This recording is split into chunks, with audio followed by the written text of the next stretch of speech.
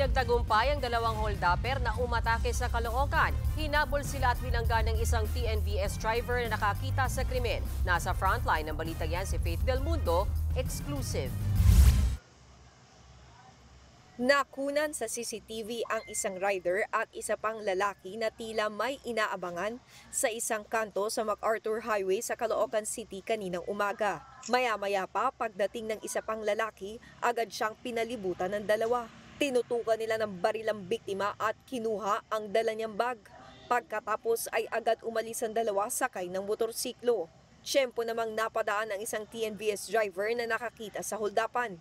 Hinabol niya ang motorsiklo, hindi na nakita sa CCTV pero pagkaraan ng ilang metro ay inabutan at binangga ng TNVS driver ang motor. Nagalit po ako sa ganyan kasi katulad namin maraming nabibiktima na pinapatay na walang kalaban-laban, lumalaban ng patas. Binangga ko talaga sila kasi yun ang paraan ko para matulungan yung matanda. Hindi ko alam na may pera palang ganun kalaki si tatay. Ang nasa isip ko lang, baka pamasahe lang ng matanda yung pera, kinuha pa nung nakariding in tandem, kawawa naman.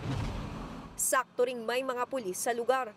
Agad na aresto ang rider pero nakatakas ang angkas niya. Nabawi ang 152,000 pesos na laman ng tinangay na bag.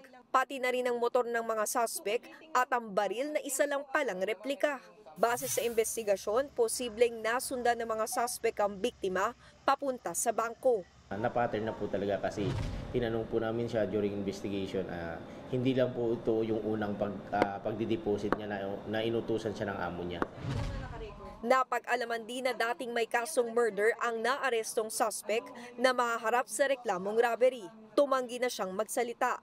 Tinutugis na ang kanyang kasabwat. Nagbabalita mula sa Frontline, Faith Del Mundo, News 5. Mga kapatid, Mean Los Baños po, huwag magpahuli sa mga balita at impormasyong dapat ninyong malaman. Para sa mas malawak na balitaan at diskusyon, mag-follow at mag-subscribe na sa social media pages ng News 5.